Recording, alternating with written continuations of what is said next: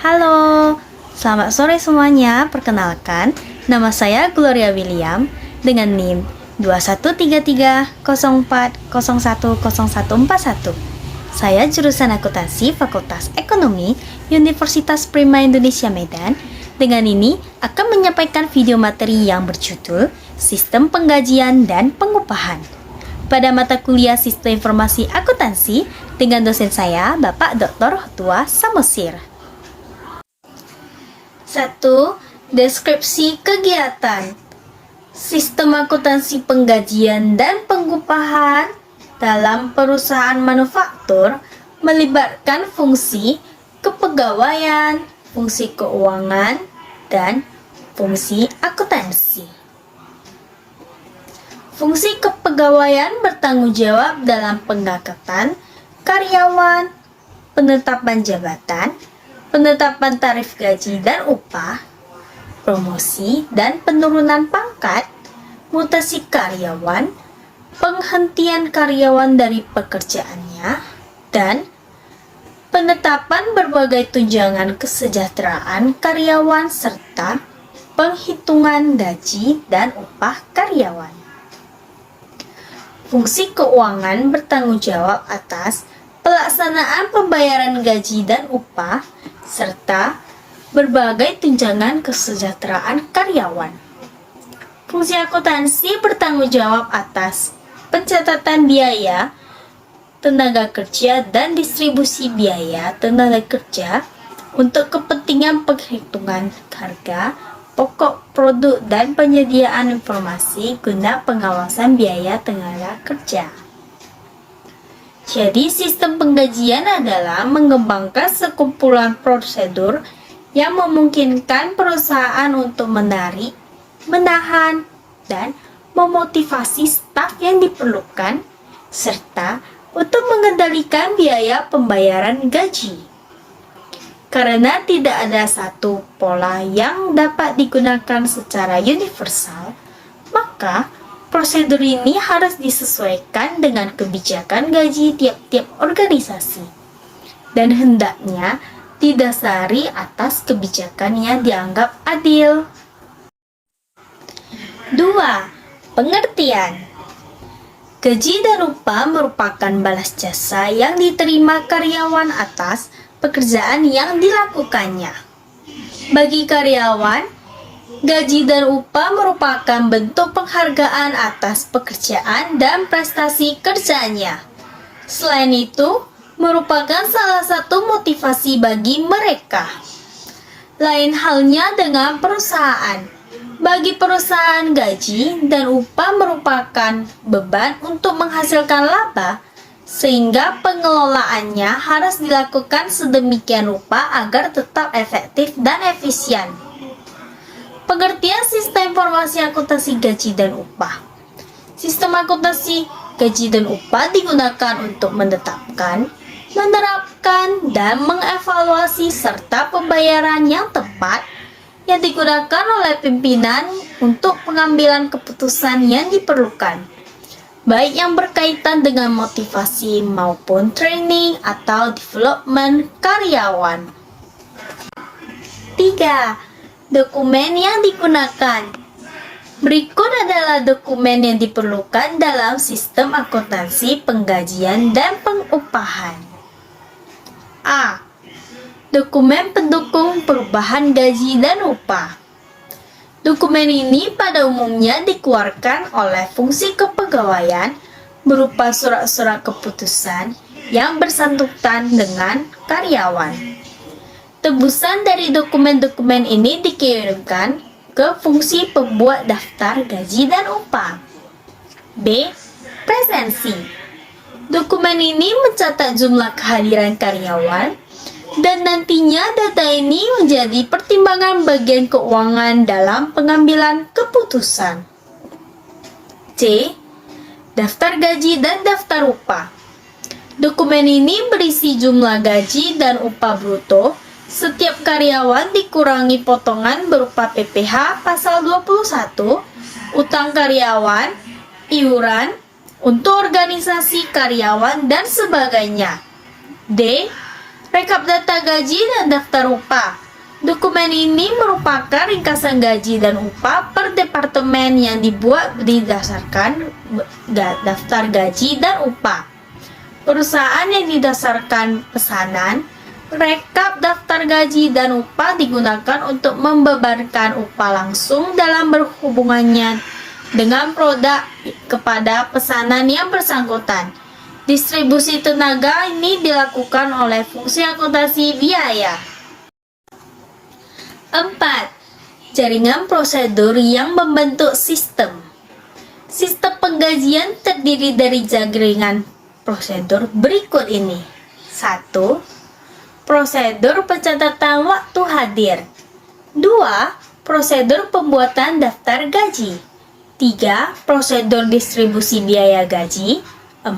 Prosedur pembuatan bukti kas keluar. 5. Prosedur pembayaran gaji. Sistem pengupahan terdiri dari jaringan prosedur berikut ini. 1. Prosedur pencatatan waktu hadir. 2. Prosedur pencatatan waktu kerja. 3. Prosedur pembuatan daftar upah. 4. Prosedur distribusi biaya upah. 5. Prosedur pembuatan bukti kas keluar. Dan yang keenam, prosedur pembayaran upah. 5. Fungsi terkait. Fungsi-fungsi yang terkait dengan sistem akuntansi penggajian dan pengupahan adalah 1. Fungsi PSDM atau HCD berfungsi untuk merekap hasil presensi karyawan yang nantinya disetor ke fungsi keuangan. 2. Fungsi keuangan. Fungsi ini bertanggung jawab untuk membuat slip gaji berdasarkan data yang telah diterima dari fungsi PSDM atau HCD dan membuat laporan penggajian. Ketiga, manajer memvalidasi semua kejadian yang telah dilakukan oleh fungsi-fungsi sebelumnya. Fungsi yang terkait dalam sistem akuntansi penggajian dan pengupahan adalah berikut ini.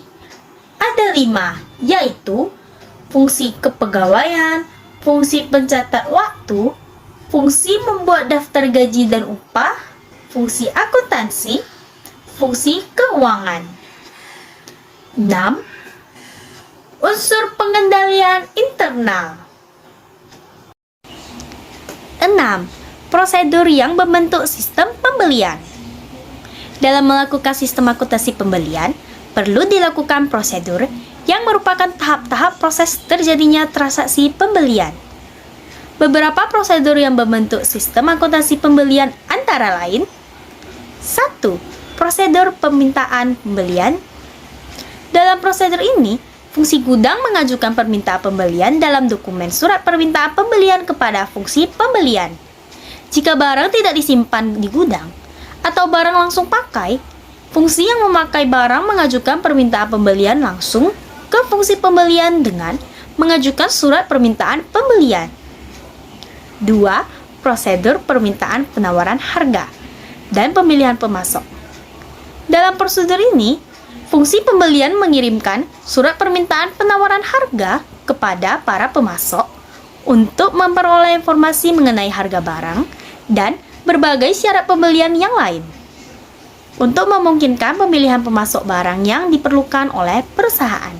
Jadi, pemasok akan mengirimkan daftar penawaran harga barang yang dikehendaki. 3. Prosedur order pembelian.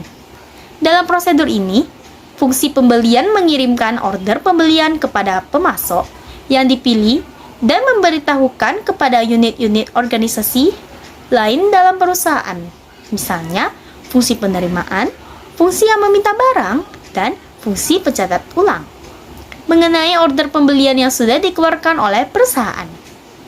Keempat, prosedur penerimaan barang. Dalam fungsi ini, fungsi penerimaan melakukan pemeriksaan mengenai jenis, kuantitas, dan mutu barang yang diterima dari pemasok dan kemudian membuat laporan penerimaan barang untuk menyatakan penerimaan barang dari pemasok tersebut. Barang yang diterima diserahkan ke bagian gudang untuk disimpan. Kelima, prosedur pencatatan utang. Dalam prosedur ini, fungsi penerimaan memberikan laporan penerimaan barang ke fungsi akuntansi. Fungsi akuntansi juga menerima faktur dari pemasok untuk dicocokkan dengan laporan penerimaan barang. Setelah ini, fungsi akuntansi akan memberikan dokumen-dokumen yang berhubungan dengan pembelian dan menyelenggarakan kepada pencatatan utang atau mengarsipkan dokumen sumber sebagai catatan utang. 6. Unsur pengendalian internal.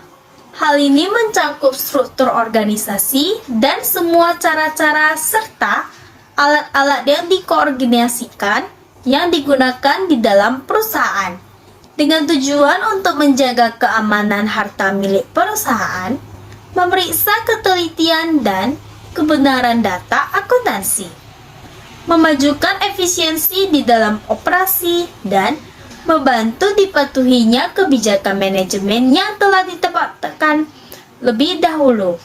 Jaki Baritwan 199013. Untuk tujuan di atas, terdapat elemen-elemen yang merupakan ciri-ciri pokok pengendalian intern. Pengendalian intern yang memuaskan meliputi 1. Struktur organisasi yang memisahkan tanggung jawab fungsional secara tetap. 2. Suatu sistem wewenang dan prosedur pembukuan yang baik yang berguna untuk melakukan pengawasan akuntansi yang cukup terhadap harta milik, utang-utang, pendapatan-pendapatan, dan biaya-biaya. 3. Praktek-praktek yang sehat harus dijalankan di dalam melakukan tugas-tugas dan fungsi-fungsi setiap bulan organisasi. 4. Suatu tingkat kecakapan pegawai yang sesuai dengan tanggung jawab. Pengendalian intern dibutuhkan setiap perusahaan agar dalam menjalankan usahanya tidak menyimpang dari yang telah ditetapkan lebih dahulu. Unsur pengendalian intern dalam sistem akuntansi penggajian adalah berikut ini. Mulyadi 2001 386. Yang pertama, organisasi. Namanya tercantum dalam daftar gaji harus memiliki surat keputusan pengangkatan sebagai karyawan perusahaan yang ditandatangani oleh direktur utama. Setiap perubahan gaji karyawan karena perubahan pangkat, perubahan tarif gaji, tambahan keluarga harus didasarkan pada surat keputusan direktur keuangan. Setiap potongan di atas gaji karyawan selain dari pajak penghasilan karyawan harus didasarkan atas surat potongan gaji yang diotorisasi oleh fungsi kepegawaian. Kartu jam hadir harus diotorisasi oleh fungsi pencatat waktu. Perintah libur dan lembur harus diotorisasi kepada kepala departemen yang bersangkutan. Daftar gaji harus diotorisasi oleh fungsi personalia.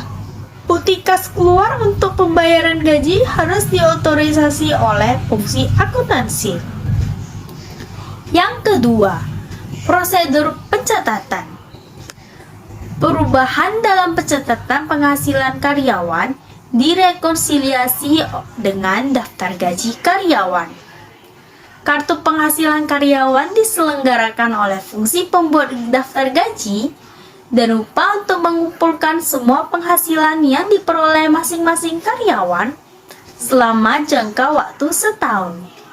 Informasi yang dicantumkan dalam kartu penghasilan karyawan ini dipakai sebagai daftar dan dasar perhitungan pajak penghasilan yang menjadi kewajiban setiap karyawan. Tarif upah yang dicantumkan dalam kartu jam kerja diverifikasikan ketelitiannya oleh fungsi akuntansi.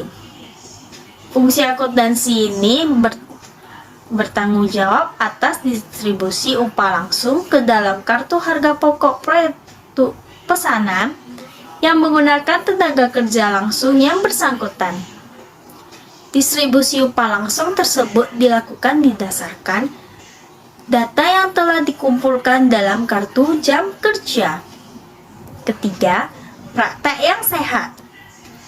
Kartu jam hadir harus dibandingkan dengan kartu jam kerja sebelum kartu yang terakhir ini dipakai sebagai daftar dan dasar distribusi biaya tenaga kerja langsung. Pemasukan kartu jam hadir ke dalam mesin pencatat waktu harus diawasi oleh fungsi pencatat waktu. Pembuatan daftar gaji harus diverifikasikan kebenaran dan ketelitian perhitungannya oleh fungsi akuntansi sebelum melakukan pembayaran. Perhitungan pajak penghasilan karyawan direkonsiliasi dengan catatan penghasilan karyawan. Catatan penghasilan karyawan disimpan oleh fungsi pembuat daftar gaji. Demikian materi ini saya sampaikan. Tunggu video berikutnya di pertemuan yang ketemu. Demikian materi ini saya sampaikan. Tunggu video berikutnya di pertemuan yang ke-12 yang berjudul Sistem Akuntansi Biaya. Terima kasih dan sampai jumpa.